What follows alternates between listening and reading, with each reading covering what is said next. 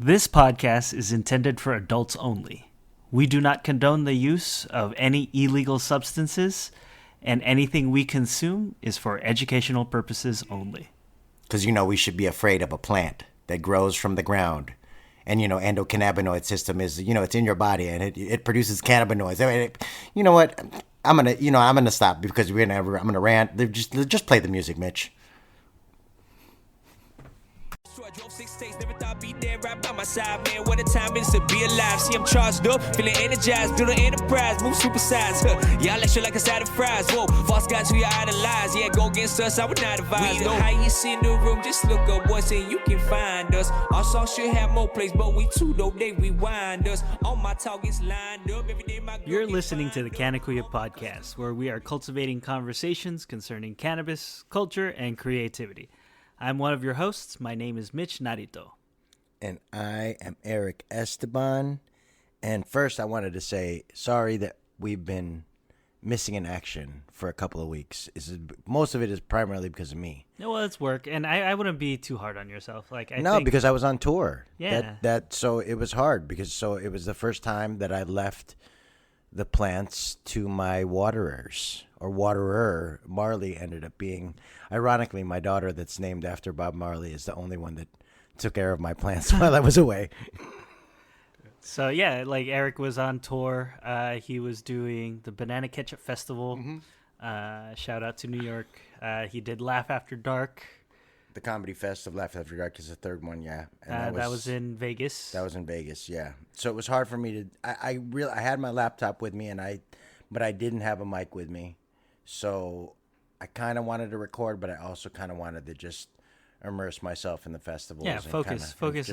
Be in the moment. It's kind of which is what I did, which is part of the reason why we missed out on a few weeks of season 2, which is our season 2 is a little sputtery of a start. But I'll tell you right now that the guests that we have planned moving forward in season 2 are going to be fire. So don't worry. Yeah, we're all right. We're going to be right here.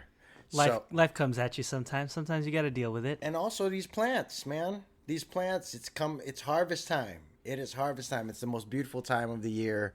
Well, it's the most beautiful time of the grow, really, because it's hopefully multiple harvests a year. Mm-hmm. If you set up your perpetual grow the way that I have now set it up, and I'm looking at it, and I'm really excited about it. But you haven't seen the grow in a few weeks, so what's your reaction to the grow? Well, I haven't seen it in a couple days, and the first thing I notice is actually the smell.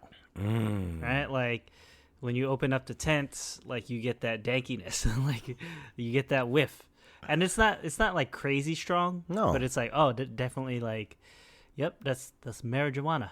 I've been watching a lot of drying videos just to refresh my memory on how the drying process goes, and that's what we're going to start talking about, even as far as just the prep of drying and harvesting your plants is mostly what we're going to talk about today about in as far as my growing process.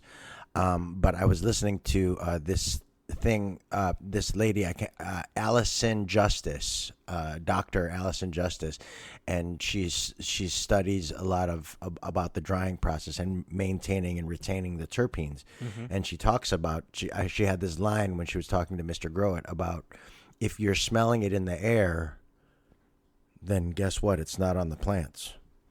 So you kind of, and even the guy who created Cannatrol, which is a drying device where you can dry your it's looks like a wine fridge. Yeah. But there's shelves on it, and you put your cannabis branches on the shelves, and then in 5 days it's perfectly dried because it's set to a 68 something. It's like a dew dry.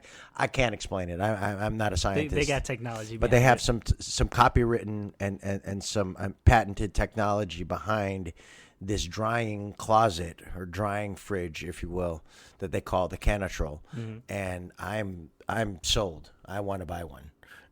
So I'm going to save up and I'm going to buy one because why not? All right. But as far as this right now, currently grow update right now today, what do you think as far as because you've been there for most of the grows from last year, and this year is a very different thing.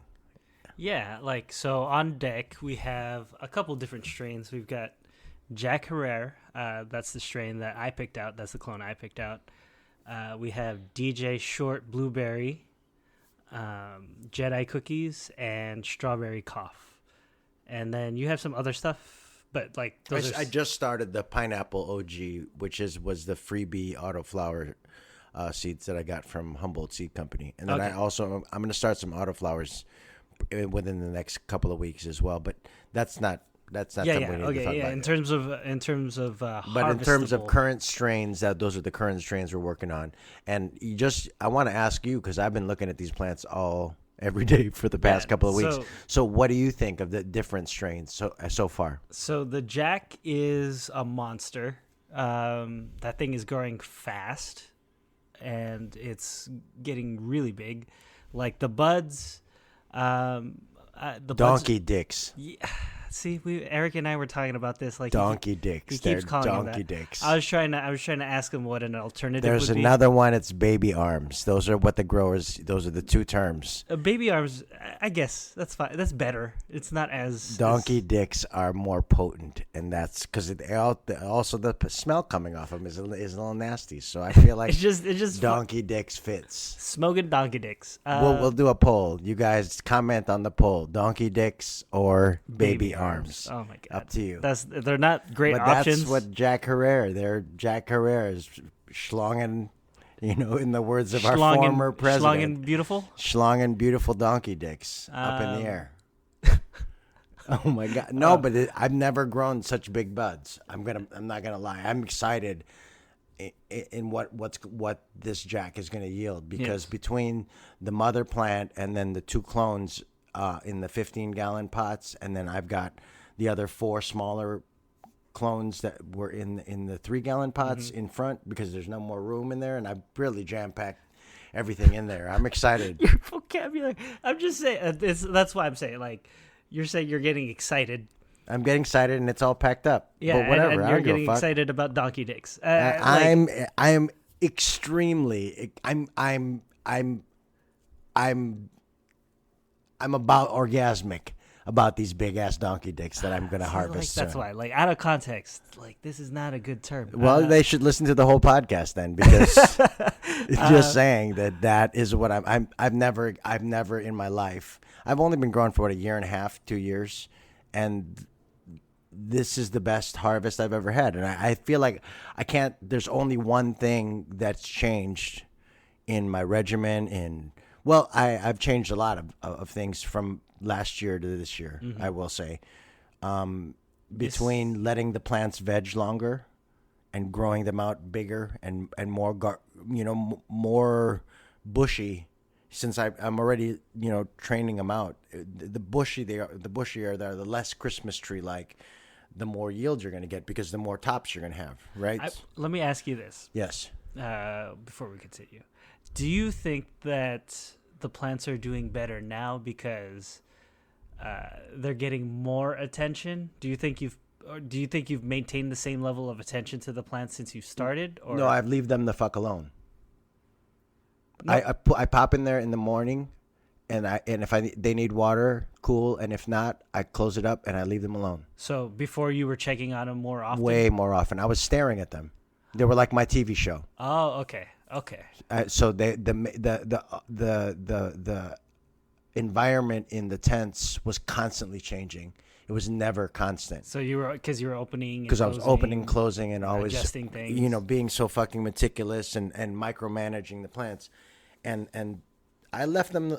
I left them very much alone this time. Like I always open them up and check, just to be sure there's no pests, and if I have to do any kind of like maintenance or anything like that, or clipping off dead leaves, or all these things. But I do that in the morning, and then for most of the time I'm more outside dealing with my house plants or the plants that I'm growing outside. So like once a day you're checking in on once things? A day in the morning. And then don't get me wrong, I still look at them during the day, but I'll open the top of the tent and I'll kind of just peek in and look and see everything's cool, and then I'll close it back up. And I'm trying not to disturb them nearly as much as I did before when I was So how much were you doing before? Dude, I would I would sit in front of the plants like it was my television show. Like, but like, so you would open the tents and then you would just like have. I would sit there for like an hour just and just looking at them, and then I'd close it up, and then I'd go away, and then I'd come back a couple hours later and I'd do the same thing. Oh, okay. And it was a much more micromanaging style, whereas now I really do just set it and forget it. like Velcro check-in. Like I'll check in the Velcro thing and then I'll close it back up. Okay. Just to kind of like peek in there just for my own urges, but I leave them alone a lot more nowadays, and I have them maintain that environment with all the fans and the tent and everything that I bought. So I make sure that all those things are doing their job. That's okay, because for me that's very counterintuitive, or like it's not what I feel would happen naturally. Like I would feel that, you know, from when you started, right? You would learn more, you get more invested in stuff, right? And then you would be, you know, constantly like maintaining, you know, like that's what I would assume would happen. Yes, I am constantly maintaining, but now I've picked and choose the 3 or 4 things that I need to buy and have in my garden, and the watering cycle, which I cycle them where I'll use rooted leaf nutrients for one water, and then I'd switch to recharge. It's basically an instant grower's tea kind of thing, and then I'll go into a hygrozyme mix with their products, and then I'll do that, and I'll cycle through those 3 things. And the plants get everything that they need in as far as the soil. And then I also do some top dressing and all that. I do all the maintenance of that. No, that's not what I meant. Like, I mean, what I was trying to say was like, you know, normally when you're learning how to do something, right? Like the attention that you have at the beginning is not as focused, right? And then like you have found that focus, right? Like you're more concise in your scheduling and your maintenance, right? But at the same time, like, I feel that a lot of times when you're learning something new and trying to get better at it, you invest more time into it. But what you're telling me is that you're still investing the same amount of time, but the priorities have shifted. I would just, and it's basically semantics, but at the same time, I think you'll understand. At the beginning, I was hyper-focused. Now I'm just focused. Okay, that makes sense, yeah. Remember how we were talking about in season 1 where I was a little worried about my relationship to the plants versus my kids and my wife, and like I was spending way too much time with the plants versus my time with my family? Yeah. That relationship is starting to get a lot better. And as far as like, you know, so there's a lot more balance in my life with all things. And I think part of that is, you know, getting a job and, you know, not being unemployed and, you know, not being broke, you know, and not being, you know, and struggling for where I'm going to get my weed from. You know, all these things were a factor in the stress level that I had, and also the hyper focus that I had that, oh my God, this harvest has to work, or if this doesn't work, I'm going to be fucked up. You know what I mean? Yeah, but it's funny because I think it's just in terms of, I'm not one myself, but I feel like for parents, it's kind of the same deal. Like when the firstborn is around, like you're always like, oh, what do I need to do? Right. Like I got to always be on top of this, you know, Right. I got to take care of certain things, you know? And then the second one, you're kind of like, I kind of know these beats. Yeah. I can kind of figure this out. I don't have to be too worried about this Yeah. stuff. And yeah, there is a little bit of that. But also, I think, again, choosing the right products to put in your garden make it a lot less stress. When you're experimenting, you're constantly looking to see what works best. And so you're constantly almost having to micromanage because you're looking to see, oh, is it working? Is this thing that I invested, you know, this little money that I have, is it working or is it not working, right? Whereas with this rooted leaf stuff, you can immediately see from their foliar program to all the nutrient program where I enjoy mixing the nutrients because I feel like a chemist or a scientist or something, and I enjoy that shit whenever I'm watering them and feeding them. So, and it's, you can see just in the same way like recharge. It says on the package, it's a garden tea that guarantees stronger plants in 2 days. And literally, if you give your plants recharge in 2 days, whatever state they were in before will be stronger, because recharge has microorganisms and all the things that your soil needs to communicate with the roots that get the nutrients out of the soil to get the nutrients into the plants. So it's a really amazing cycle. And then hygrozyme's the same thing. It's like a bunch of enzymes and amino acids that go into the soil that help cycle out dead material and help digest that and help it communicate with all the different microorganisms to communicate with the roots. It's a whole living system that once you get all the right components into your soil, you just have to plug the plants in and they're going to grow and flourish. It's pretty. It's just like a Tamagotchi. You just got to take care of it.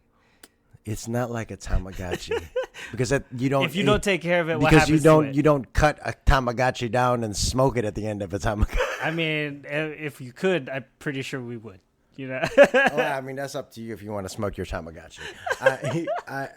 And I just recently learned, it was in my head, I had to think about what the fuck a Tamagotchi was. And then I realized that my kid has one. They're still popular. They're like pet rocks when we were kids. Yeah. But I like my pet plants for sure. This hobby has turned into a kind of a lifestyle for me. I love this shit. It is a lifestyle. I really love it. Let's rewind a little bit. So we talked about the Jack. What else we got? We got the DJ Short, the blueberry. That's the one that I'm most intrigued by. That's the one that almost died. Mm-hmm. Right? Like we almost lost that one. I cut the last living piece of a dying clone off of it, and I cloned that, and that clone has flourished and now is going to soon bear fruit. And these buds are humongous on this DJ Short blueberry, but also all the clones are very healthy. It's a trip how you only really need one little piece of living tissue on this plant. This plant is so resilient. It's amazing. Yeah, because we had, if you guys go back a couple episodes in season 1, when we got the clones, the DJ Short had transplant shock, and so did the Jack Herrera though too. Yeah, the Jack wasn't too bad though. But both of them were planted in the summertime in the Buddha Lounge. It was like super hot. It was hot, and so they really had to acclimate to that environment, and the Jack survived, and the DJ Short survived as well. But it was not for lack of trying. The DJ Short was about to die. Yeah, and then we had a little clip. We had shout out to Buds and Roses because the blueberry wasn't doing so well. So that we'll give you another one. And they gave us a blue steel, and that one died immediately. Yeah, that one did not. It didn't work. It didn't make it. I even acclimated it in the house, with the house plants in a little pot so that it would take root more. And even then, it's still... I feel in my head, I feel that the DJ Short, sensed, oh, I got a replacement. He's like, nah, fuck you, and then he kept growing out a spike, well, it's powerful genetics because if it is what it says it is, I mean, this genetics has been around for a long time because the DJ Short blueberry is the strain that is said to have originated that, that terpene of blueberry, that blueberry terp, where there's a hint of blueberry. And I got to say, when I trim it and I pull the dead leaves off and I smell my fingers, you get a blueberry smell. You think that's real, or you think that's your? And it could just be my mind working. But you got to remember that if you go back to the earlier episodes, remember I couldn't even smell the weed. Yeah. Before, so now if you think, and I dare you to pull a leaf off of that strawberry cough and then smell your fingers and tell me you don't smell strawberries. Okay. No, because there are distinct differences in each of the smells. Like when you pull the leaves off, because I've had to maintain, the one Jedi cookies is doing really well, and the other Jedi cookies is kind of funky but still doing okay. So one Jedi cookies it looks like a normal. But you can tell by the color of it that it needs more nutrients. So I've been feeding it a little bit more, and I think what I should have done is sense that earlier So now that I know that the clones of that are going to be a little bit stronger than I think the mother ends up being. See, because those remind me. So like the weaker of the Jedi cookies, that reminds me of the lion's paw that you had, because it was long and spindly. Like it wasn't necessarily fat buds. Right. Whereas the other Jedi cookies looks like a traditional, really good looking bud, and really crystally and white, like really like Jedi cookies or Skywalker, like of my memory. Yeah, it does looks really nice. And then the healthiest out of the batch is the strawberry cough, or the healthiest looking. I don't know if it's actually healthy. You know what I mean? No, well, I mean, no. They are healthy, but I can't trust your eyes, man. Yeah. I mean, the healthiest of the batch is the strawberry cough. Yeah. I mean, the strawberry cough and the Jack are the ones that are doing the best. But I can see in that one, it's interesting because it's frosty. It looks webby. That's what it looks like to me. It looks like spider webs. Don't say spider webs. Okay, sorry. Because that's spider mites. Not spider mites. But no, I understand. But you know what I mean? It looks like, so fucking frosty. Yeah, like it looks very good. Like I cannot wait to smoke the strawberry cough, because I haven't smoked a good strawberry cough in a minute. I can see how like if those get to a certain point, I can see how like those would resemble like an actual strawberry. Like if you had like a unripened strawberry, like a white strawberry, right? Like, yeah, but even the leaves and the coloring, there's some darker leaves inside intermixed within the buds that make it look strawberry-like. Like a patch? Yeah. Yeah. Yeah, but again, before you leave, I want you to go in and smell it, because straight up, I'll pull a leaf off and you smell it, and tell me if you don't smell strawberries. Did you say you're just gonna stop disturbing them? Yes, of course, I always do. But I also told you that I check in and I just unzip it and just check in. Fair So to unzip it and check in to let you smell that these are strawberry and that's blueberry, I swear to God, let's go do that. Yeah, unzip and check in on these donkey dicks. Yeah. Wait, what? God damn! See, like it doesn't sound right, man. Hey, open your mind, bro. It's all good. It's all good. You'll be smoking these donkey dicks pretty soon. Dude, really, there has to be like what? You'll be smoking weed these pyramid. What would you rather say? Smoking these baby arms? That sounds bad. See? No, it doesn't sound as. I don't know. You just dismembered a baby and you're smoking the arm. That's fucked up, bro. I'd rather smoke a donkey dick. Because that might be left over from like a hot dog factory. You never know. These. That's the one thing that they don't put in hot dogs. Yeah, these marijuana sausages. Anyway, we should change the subject. But see, like it's a bad term. No, but I'm really, I gotta say, like, I am so excited about this harvest, like ridiculously so. No, it'll be fun. Like, I texted my homie. Like, I texted him some of the pictures. I'm like, oh man, birthday harvest is gonna be good. He's like, dang, you're not gonna have to buy bud for a minute. I was like, no, we're not. Yeah. No, but also, I can be generous with weed again. But now we had a conversation before this. The pregame was really great because we talked about it, and yeah, I'm gonna give jars away, but they're gonna be a lot smaller jars than they were before. Because the first couple of batches, Eric went trigger happy. He's like, I have weed forever, and then like after a while, it was like, actually, wait a minute, hold on, wait, I gotta go back to the dispensary. Sucks. No, but at the same time, it's always nice because that's part of the joy of being a grower, is being able to be generous with weed and give it to the people that you care about and the people that you want to smoke with. And like today, when you're talking about, oh, you only have this much weed left. I'm like, so what? I can go get more. Let's smoke, because I always enjoy smoking with you, and I always enjoy talking about weed with you. That's why I'm happy to be back with you after our little break. I know you're busy with your work and how it get crazy with work. So I'm just happy for you to be here and us be smoking, and I got to show you the plants. And you've seen them since they were struggling little clones, and now they're flourishing plants. Okay, so in addition to the 4 strains that we've talked about already, Eric has the clones of all the strains, because he's setting up his perpetual grow. And the clones that he has, they look way healthier or way stronger than, and nothing against where we got the clones originally. No. But it's just like the clones that he has look like they'll survive a lot more than like what we originally had, you know? And sure enough, I would say, okay, like the market value of the clones that were sold to us by Buds and Roses was $25. Yeah. Right, 20 or like $30 with tax. That right? was it. Okay, so those clones were a perfect $30 clone, especially for what you end up getting it if you know what you're doing. Yeah. Right.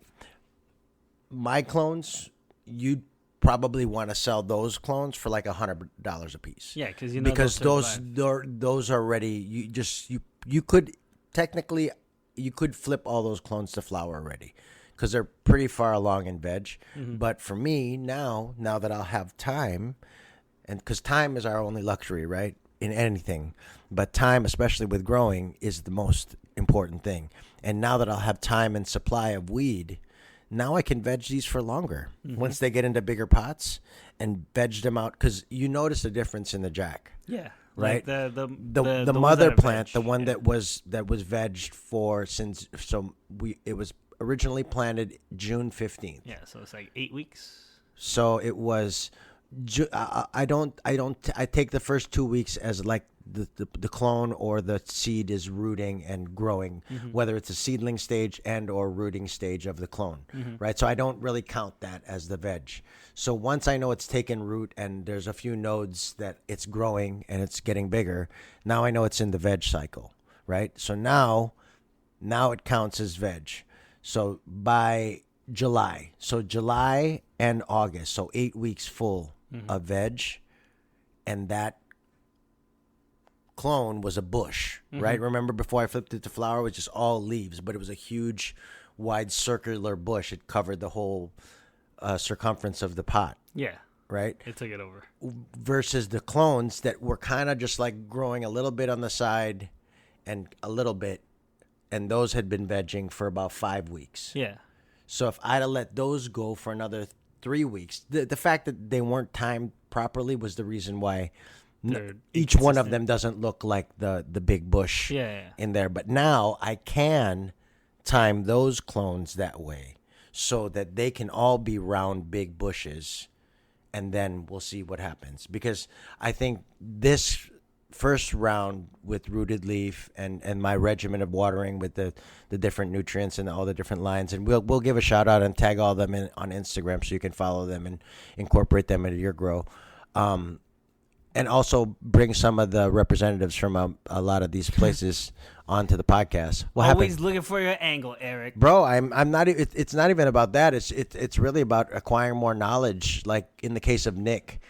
Nikolaev, the guy who owns Rooted Leaf, I communicated with him on Instagram because, credit to him, he talked about it on some of the bigger podcasts where he goes, just reach out to us on the DM on Rooted Leaf and we'll talk about growing. So, and then I offered him to be on the podcast, and he listened to season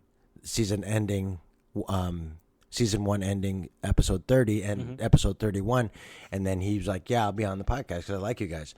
So we're going to have Nick on, but again, I want to be prepared. You hear me, like every time I try to explain science, I'm like mumble mouth. That is also because we're stupid. Eric can't even spell words on the podcast. I can't even spell words out loud. Spell Canna Kuyas. Cannakuyas.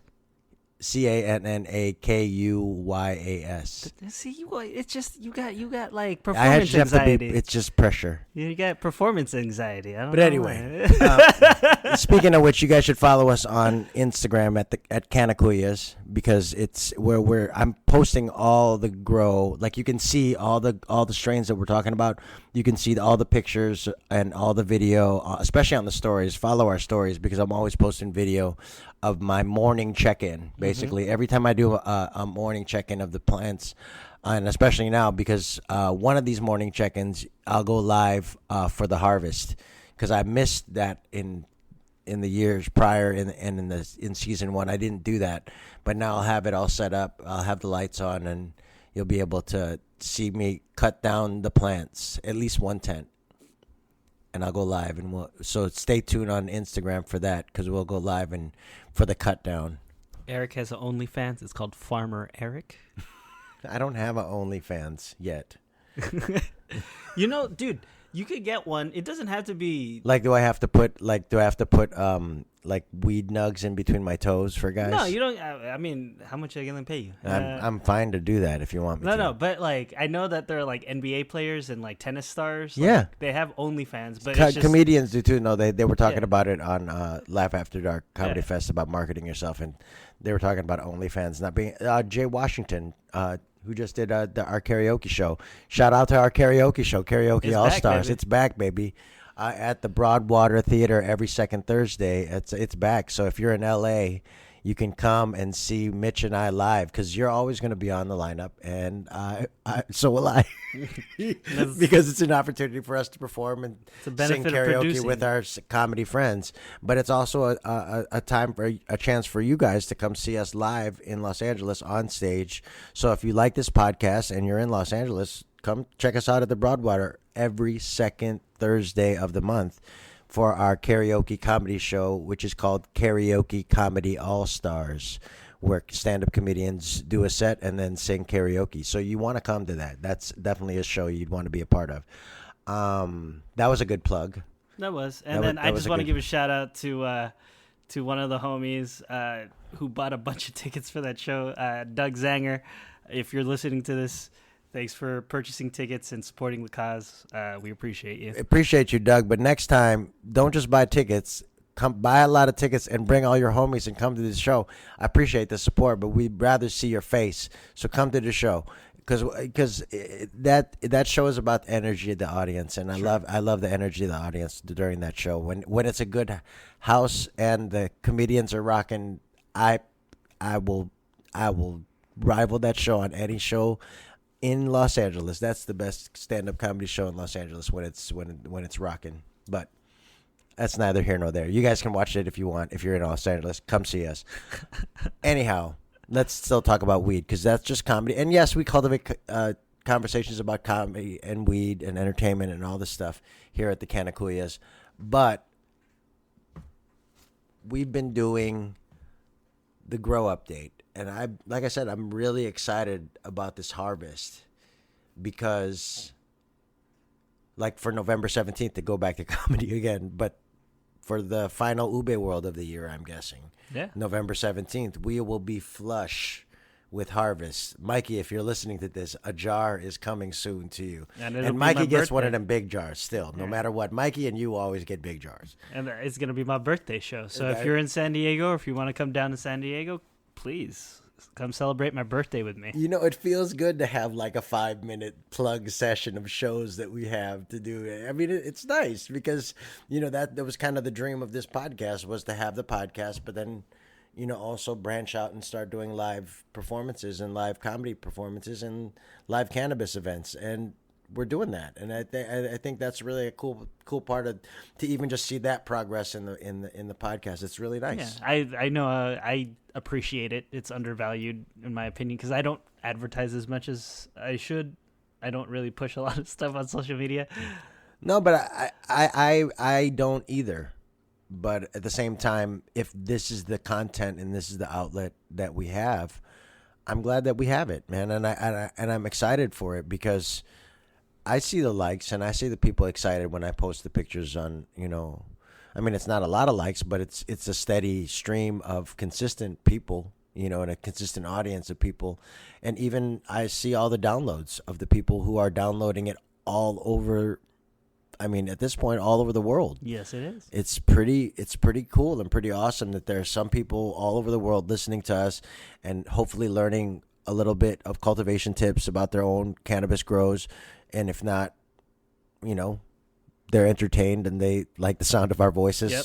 Or if they're just hate listening, you know, we like you too. Just, you know, you should write a shitty review and put it in the comments. I don't care. Who the fuck are these guys? Because it all apparently helps with the algorithm, you know. Yeah, reviews help us.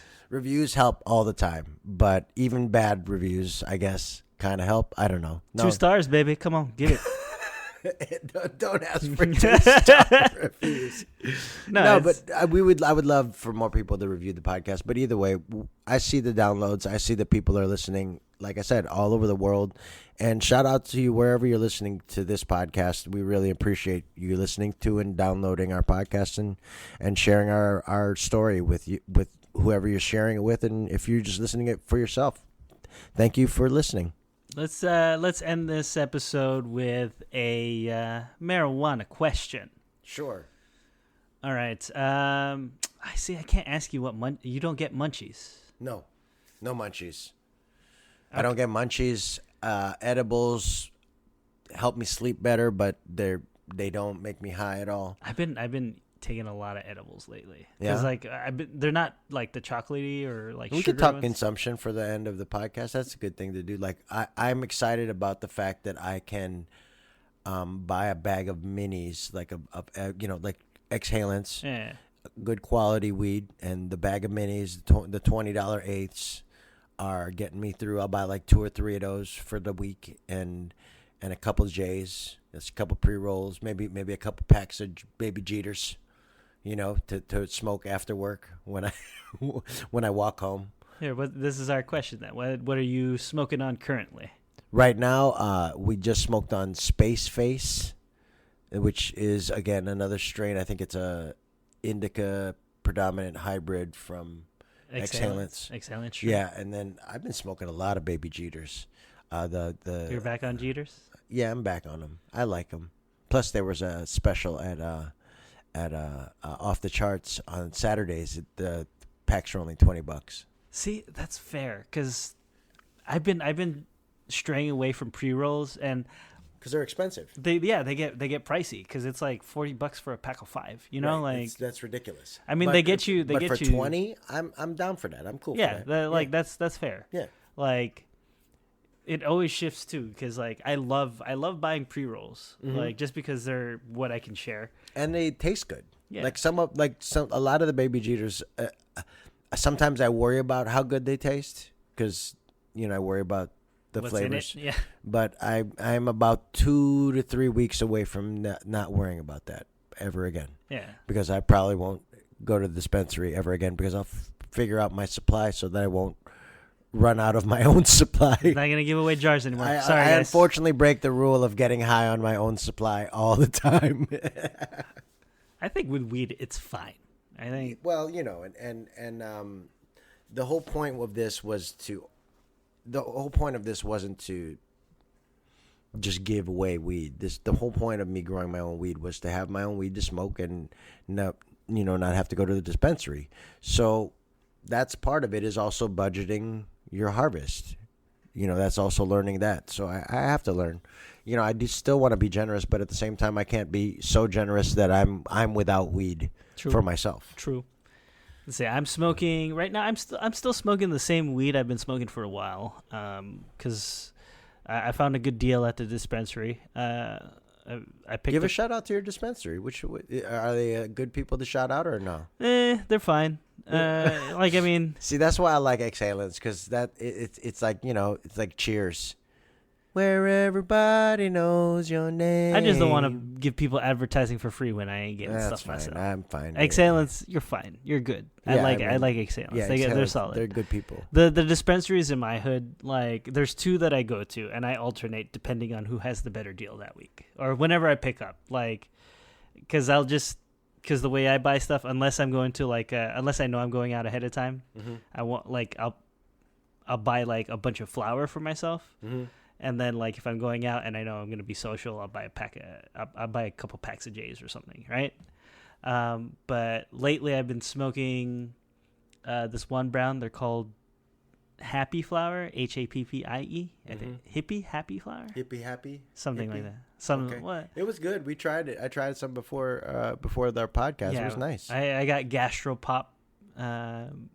And I've been smoking that for a while now. Eventually, because you had an ounce. So eventually, I'll get tired of it, and then I'll switch it up. But like for the price and the quality, like I found a good. And you said you eventually get tired of it because normally you like to switch it up. So that's good. That's a good ounce of weed if you didn't get tired of it. At the end. But that's where J's come in. Like I'll smoke all sorts of J's. And in terms of pre-rolls, like I really like. It's hard to find because like once I start to like a brand, like the place I like will stop carrying them. The only brand that is consistent are Jeters, because they have because Jeters. I made the joke at the dispensary. I was like, I love it when you gotta have these on special because these are like our Marlboros. Baby Jeters are Marlboros are they? for potheads? Oh yeah. man, no, because like okay. Yeah, that's what because like that's the equivalent. It's like that's the brand. It's either that like or King Rolls, right? Sure. King Rolls are good. But no other roll. Like people call pre-rolls Jeters. Yeah. Like no, but that's the thing too. Like one of the things that I really liked, there were two brands that I really liked because the quality and the value, like how many they gave you for the price. But like my stores stopped carrying them because I think they were like, oh, we're not making any money off these, I guess. But Jedis, if you ever had Jedis. Yeah, we shared a pack of Jedis. Yeah, it's usually a pack of like, what is it? It's like a pack of 8 to 12, something like that. It's a good value too because they're just enough. Like they're a good single smoke. For yeah, you. it's not like a dog walker. It's not like a one hit quit. Like it's like a half J. Yeah, know? And they're nice and they're solventless. They're especially good for you. Like when you're at work or whatever, you can just take a walk and I don't know. Yeah, maybe. I don't know if that's for me. That's what I would do. Is I have a little jar of Jeters. So when I leave, after I leave work, and I'm off, and I step off, I can. And then I like selfies. I like the selfie brand, but they're hard to find. The selfies are the ones that come in like they look like a little Tic Tac tray. I guess they're tiny. Those are dog walkers, but they're really potent because they're like triple infused.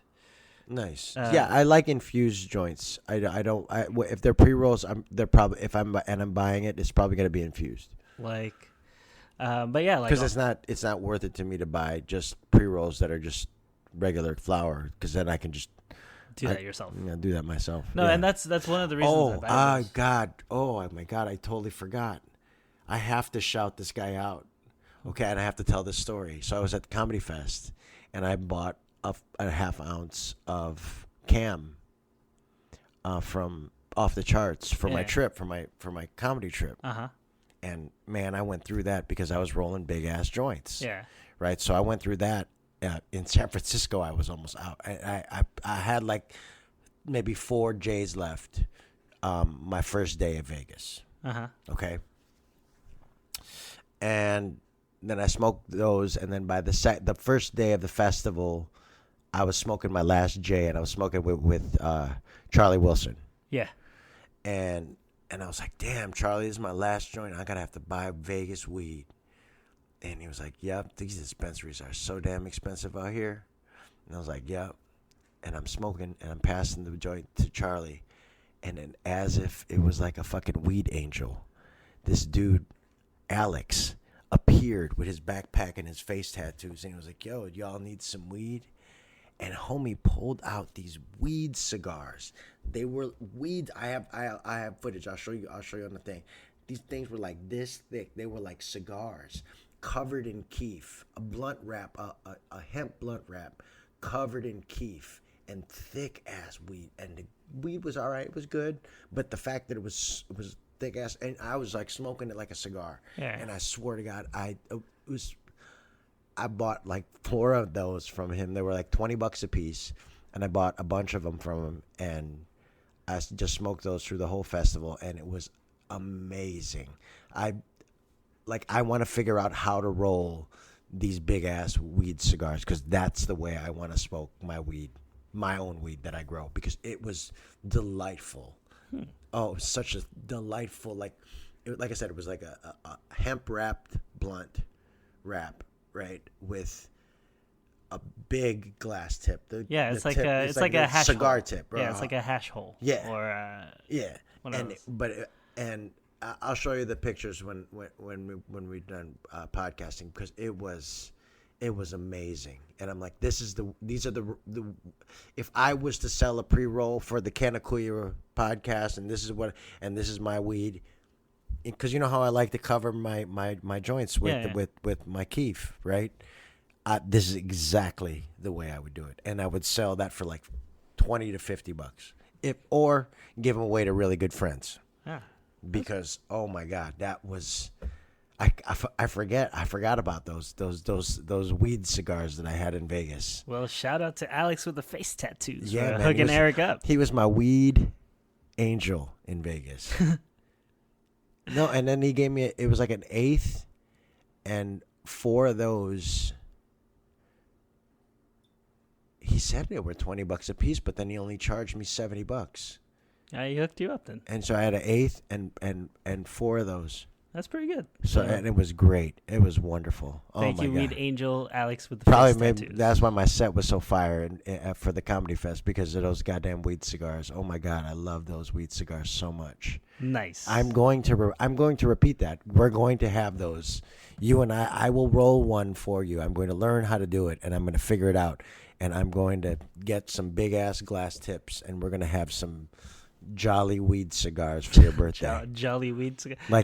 Like Jack Herrera cigar covered in Jack Herrera hemp that was grown by us, and that's going to be your weed cigar for your birthday. Preach. That's my goal for your birthday is to roll you a big ass weed cigar. Word. Anyhow, you've been listening to the Canna Kuyas podcast, where we are cultivating conversations concerning cannabis, culture, and creativity. I'm Mitch Narito. And I am Erick Esteban. And for all the Canna Kuyas and the marijuana ates out there listening, stay lifted. And stay elevated. And follow us on Instagram, because we're going to be harvesting soon. Yeah. Harvest is Halloween harvest. Woo!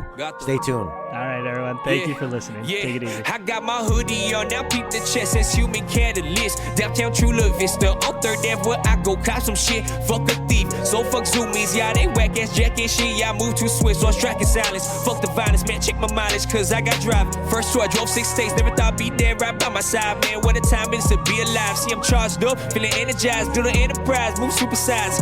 Y'all extra like a side of fries. Whoa, false guys who you idolize. Yeah, go against us, I would not advise. We the highest in the room, just look up once and you can find us. Our songs should have more plays, but we too though, they rewind us. All my targets lined up, every day my girl get fined up. All my clothes is local, bitch, I really rock designer. Let's go, gang, highest in the room, yo, we get fucked up. You can count on Trey, can't bring the loud pack.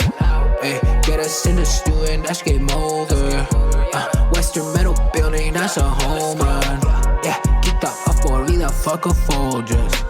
Little bitch, I made the beat and dropped the full verse. I just hit a steelo, I got dripped up. Package born and raised, bitch, I got dripped up. Y no se compara.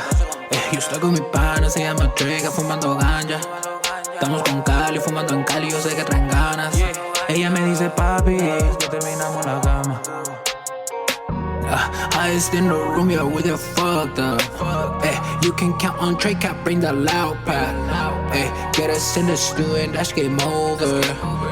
Western Metal Building, that's a home run. Yeah, we got hits like Tatis and Machado, man, we know you're not a leader, cause all our moves you just follow, packing big bowls. You know we just scooped up that gelato, cause I smoke killer, my shirt iller, yo, ask our dealer, we the highest in the room, just look up once and you can find us. Our songs should have more plays, but we too though, they rewind us. All my targets lined up, every day my girl get fined up. All my clothes is local, bitch, I rarely rock designer,